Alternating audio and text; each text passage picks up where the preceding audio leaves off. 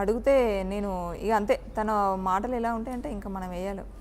మీరు కూడా మాట్లాడితే వేసేస్తారు, అంతకుమించి ఇంకేం ఉండదు ఇక్కడ. మనం ఏం మాట్లాడడం, పక్కన ఉంటేనైతే ఆయన దగ్గర మాట్లాడడం, ఇంకా ఫోన్లో అయితే తను చెప్పిందే వేదం అంతే అన్న. మీకు ఎప్పుడైనా వశీకరణ చేసిందా? ఇప్పుడు నాకు అదే అనిపిస్తుంది, నాకు అదే జరిగిందేమో అనుకుంటున్నాను. అంటే తను ఇచ్చింది తినడం లాంటిది నేను అట్లా నాకు అదే తెలుసు ఇంతవరకు, తింటేనే వశీకరణ అవుతారనేది చెప్తా. తన చేత తన నాకు ఎప్పుడు ఇవ్వలేదు, అబద్ధం ఎందుకు కానీ నాకు తను ఎప్పుడు ఏది ఇవ్వలేదు. ఆ బొట్టు అయితే పెట్టింది, పొట్టు అయితే పెట్టింది.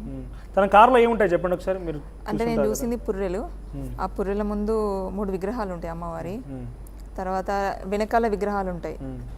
తనకు కావాల్సిన బట్టలు అంటే దిండు అవి ఇవి ఉంటాయి, అంతవరకు చూసాను. ఇంకా వెనక డిక్కీలో నేను ఎప్పుడు చూడలేదు. అవి విభూతి ప్యాకెట్స్, నిజంగా విభూతి అది ఆ విభూతి ప్యాకెట్స్ అయితే ఉన్నాయి. పాండ్స్ పౌడర్ అంటున్నారు, ఉండొచ్చు. నేను అంతవరకు చూడలేదు, నాకు కనిపించినవి అయితే ఇవే విభూతి ప్యాకెట్. మళ్ళీ తను డే టైంలో రాదు అన్న, ఇప్పుడు చూసిన నైట్ 10 తర్వాత వస్తుంది. 10 తర్వాత వస్తే నేను ఒక్కదాన్ని ఆడపిల్లని, సో నేను మామయ్యనో అన్నయ్యనో ఎవరినో ఒకరిని హెల్ప్ అడుగుతా. మీరు అంటే జనరల్గా నేను చూసినప్పుడు సర్వసాధారణ సామాన్య ఇళ్ళలోకి వెళ్ళినప్పుడు తను పూజలు చేస్తుంటే చుట్టూ ఉండే స్థానికులు వచ్చి ఎందుకు పిలిచావని అక్కడ పిలిచిన వారిని తిట్టేవారు, అగోరు కూడా తిట్టేవారు. ఎందుకు మీరు ఇక్కడికి వచ్చి మనకు క్షుద్ర పూజలు చేస్తున్నారా ఏంటి అని అనుమానం వచ్చేది.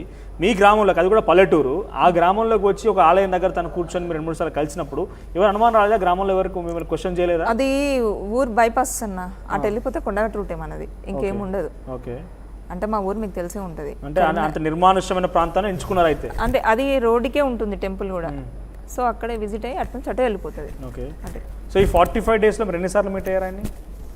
ఒక 4-5 టైమ్స్. ప్రతిసారి టెంపుల్లోనే? ఒక 2 టైమ్స్ అయితే రోడ్డు మీద వెళ్తున్నప్పుడు ఒక 5-10 మినిట్స్ అంతే. ఓకే, నేను ఆయన కలిసేవాడా వస్తున్నానని చెప్పి మీరు వెళ్ళారు? ఫోన్ చేసేవాడు, ఫోన్ చేసి వస్తున్నాను, నేను ఈ రూట్ నుంచి వెళ్తున్నాను, కలిస్తే కలువు అంతే.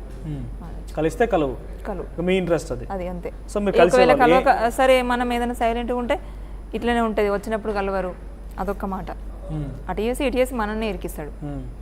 సో మీరు కలిసి ఏం మాట్లాడుకునేవారు? ఏం లేదన్న 5-10 మినిట్స్, ఒక 2 టైమ్స్ ఏమో కలిసింది అంతే. బాగున్నావా, సరే మరి నాకు పని ఉంది, నేను ఒక పెద్ద ప్రణాళికలో ఉన్నా అని చెప్తారు ఎప్పుడు అడిగినా. ఏంటి ఆ ప్రణాళిక? నాకు తెలియదు, ప్రణాళిక ఉంది నా వెనకాల, పెద్ద ప్రణాళిక వేస్తున్నారు. సో నేను ఆ టెన్షన్లో ఉన్నా, ఆ మైండ్లో ఉన్నా నేను. అది అయిపోయిన తర్వాత నేను ఫ్రీ అయ్యి నేను నీతో మాట్లాడతా. అంటే ఆ ప్రణాళిక ఏంటిది తెలుసా? ఈ వర్షిని అనే ఒక ప్రణాళిక. నాకు ఇప్పుడు అంటే ఇప్పుడు ఇక వాళ్ళు బయటకు వచ్చినాక నాకు కొంచెం తెలుస్తుంది కదా, ఆ రోజు ఇలా మాట్లాడారు, ఇది అదా అని నాకు అలా కొన్ని తెలిసిపోయాయి అంతే. అంటే కరీంనగర్లో గతంలో ఆయన వచ్చిన సందర్భంలో ఎవరో కొంతమంది ఆకతాయిలు తనని వెంబడించారని చెప్పి పోలీసు అరెస్ట్ చేస్తారు కదా, ఇప్పుడు మీ దగ్గరికి వస్తున్నాడు ఆయన? లేదు, అసలు ఆ రోజు వస్తున్నట్టు మాకు ఇన్ఫర్మేషన్ లేదు. మేము మీడియాలో చూసి అప్పుడు తన పైన అలా జరిగిందని చెప్పేసి తనకు ఫోన్ చేస్తే లిఫ్ట్ చేయలేదు. మరి నువ్వు వస్తున్నట్టు మాకు ఒక ఇన్ఫర్మేషన్ ఇవ్వాలి కదా అంటే ఇవ్వలేదు. నేను మామయ్యను పట్టుకొని ఆ నైట్ 10-10:30 అవుతుందన్న వెళ్ళాము. తను ఎక్కడ అయితే గొడవ జరిగిందో ఒక 3-4 అవి పెట్రోల్ బంక్ అక్కడే జరిగింది కదా, నాకు తెలిసినే నేను వెతికాను. అప్పటికే అది అయిపోయి వెళ్ళిపోయిందంట. మళ్ళీ ఫోన్ చేస్తే మీరు చెప్పండి లక్ష్మణ్ గారు, నాకు అర్థమవుతున్న మాట ఏంటంటే పదే కలవాలనుకున్నారు రాధిక, ఏకంగా కరీంనగర్లో ఒక దాడి జరిగితే అక్కడ కూడా వెళ్ళాలనుకున్నారు. ఇది అతైపోతుంది, ఇది ఏదో దారి తప్పుతుంది అనిపించలేదా? మీరు ఒక పెద్దవారు, అన్ని రకాల అవగాహన ఉంటుంది, అనుభవం ఉంటుంది, భక్తిలో ఉండొచ్చు, సరే భక్తి అనేది వేరు, కానీ భక్తిలో ఇది మరీ అతి అయిపోయింది, ఆయన దాడి చేసిన వెళ్ళడం, ఇది ఏదో దారి తప్పుతుంది అనిపించలేదు ఎప్పుడు కూడా మీకు? ఎవరో దాడి చేశారు అంటే ఆమెను ఎప్పుడు కానీ దైవాత్మికంగానే చూసినాం. ఆమెకు ఎవరో కొట్టిరంటే సరే మందలిద్దాం, మంచి పద్ధతే కదా, ఆమెను ఒక దైవ స్వరూపంగానే అనుకున్నాం, అమ్మ అనే ఉద్దేశంతో. ఇక్కడ మీరు మాట్లాడుతున్నట్టు ఓకే, రాధిక మరి అంత కాన్సన్ట్రేట్ చేసి ఆయన దాడి జరిగిందన్న, ఆయనకు వచ్చినప్పుడు భోజనం పెట్టడం, కలుద్దామంటే కలవడము, ట్రాన్సాక్షన్స్ ఇవ్వడము, ట్రాన్సాక్షన్ విషయం ఆయన కొడుతున్న విషయం మీకు తెలుసా? ఆయనకి డబ్బులు చెప్పలేదు, అవి చెప్పలేదు. వాళ్ళిద్దరి మధ్యలో విషయాలు మాత్రం నా దగ్గర పదే కలిసిన ఆయన గురించి పాపం అంటూ సంబోధించిన, అయ్యో అంటూ మాట్లాడినా కూడా మీకు ఎప్పుడు దారి తప్పుతుంది అనిపించలేదా? అలాంటి విషయాలు అంటే గిద్దే అమ్మ మనకి ఆధ్యాత్మిక ప్రస్తావన గురించి సనాతన ధర్మం అని పోరాటం చేస్తాడని అదని ఇదని ఆమెతో చెప్తుండేవాడంట.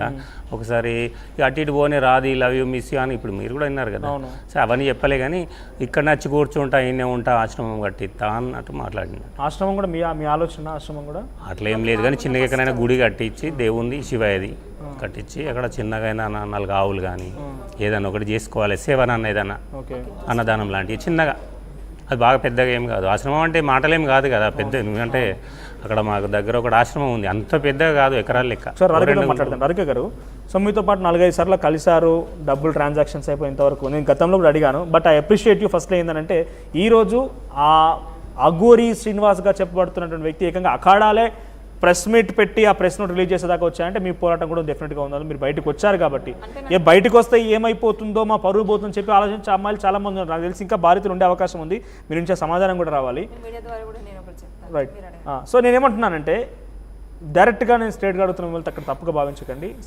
సెక్సువల్ అబ్యూజింగ్ అనేది జరిగిందా మీ పైన పరుష పరజాలతో మాట్లాడి? ఎందుకంటే అబ్బాయిలనే ఇష్టం వచ్చినట్టుగా పోలీసులను పట్టుకొని, పోలీసు అనగానే మనం భయపడుతూ ఉంటాం, అటువంటి వారిని పట్టుకునే ఇష్టం వచ్చినట్టుగా పిచ్చి పిచ్చి బూతులు మాట్లాడిన ఆవిడ మీ దగ్గర ఎటువంటి విధంగా మాట్లాడేది? నాకు తెలిసి అంత సభ్యంగా గౌరవంగా మాట్లాడుతున్నది నేను అనుకోవడం లేదు. నా పైన అయితే జరిగింది అంతే. అంటే మాటల రూపేనా దాడి జరిగింది నా పైన, హరాస్ జరిగింది అన్న. అడుగుతున్నాను నేను చెప్పాను. నేను మీడియా ముందు నేను చెప్పలేను, కానీ నేను సార్ వాళ్ళకి కానీ నేను ఎక్స్ప్లెయిన్ చేసుకున్నాను. మేడం, నేను కమిషనర్ మేడం కూడా నేను ఎక్స్ప్లెయిన్ చేసుకున్నాను. అడ్వకేట్ తెలిసి ఐడియా ఉంది. ఆజాద్ గారు మీరు చెప్పండి. నేను ఇక్కడ ఎందుకు అడుగుతున్నా ఈ క్వశ్చన్ అంటే ఒక ఆడపిల్ల కాబట్టి నేను అన్ని అందుకే అడుగుతున్నాను. నేను ఎందుకు అడుగుతున్నా ఇక్కడ డెఫినెట్గా రాధిక లాంటి ఒక మహిళ బయటికి వచ్చింది కాబట్టి మనకి ఇవన్నీ తెలుస్తున్నాయి.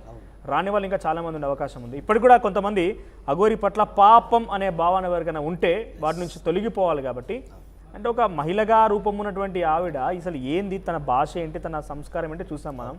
ఎటువంటి అబ్యూజివ్ జరిగిందని మీ నోటీస్లో ఉంది? అంటే యాక్చువల్గా క్లయింట్ విషయంలో మీకు తెలియదు ఏముంది, మనం రైట్ టు ప్రైవసీ అనేది ఉంచుకోవాలి. సో ఈ విషయంలో మొత్తం మేము కంప్లైంట్లో కూడా అదే రాసాము.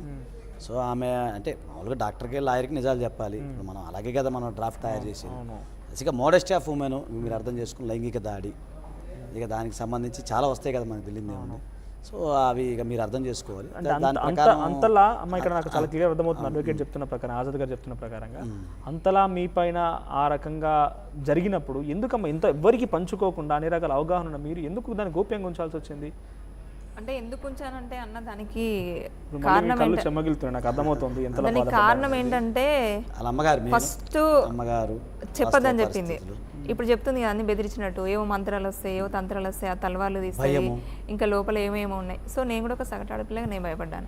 పైగా తను ఒక అమ్మాయి రూపంలో ఉంది, ఇంకో అమ్మాయిని ఎలా చేస్తే చెప్పండి అన్న. ఇప్పటికీ మీ కళ్ళు చెమ్మగిలుతున్నా నాకు అర్థమవుతుంది బాధ. నేను ఏమంటున్నానంటే అంతలా మీ పైన పిచ్చిగా ప్రవర్తించిన నేపథ్యం ఎలా ఫీల్ అయ్యేవారు? ఎవరికి చెప్పుకోలేని సిచ్యువేషన్ మీరు ఫీల్ అయిన విధానం ఏంటి? ఎట్లా ఫీల్ అయ్యేవారు? ఎట్లా ఫీల్ అవుతామన్నా, బాధాకరంగానే ఉంటుంది కదా. అంటే నాకు బెస్ట్ ఫ్రెండ్స్ ఉన్నారు, వాళ్ళకి కూడా ఈవిడ తెలుసు. అంటే తెలుసు అని అంటే నాకు తెలుసు అని మాత్రమే తెలుసు. వాళ్ళు అడిగేవాళ్ళు, నువ్వు ఈ మధ్యన చాలా డల్గా ఉంటున్నావు ఏంటి అని.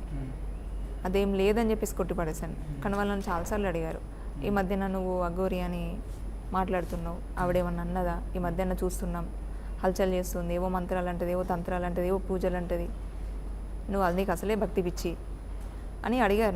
నేను వాళ్ళకు కూడా చెప్పలేదన్నా. ఏంటి మీ పైన డ్రగ్స్ లాంటిది, డ్రగ్స్ అట్లాంటివి అయితే నా పైన అయితే అలాంటివి ఏం లేదు.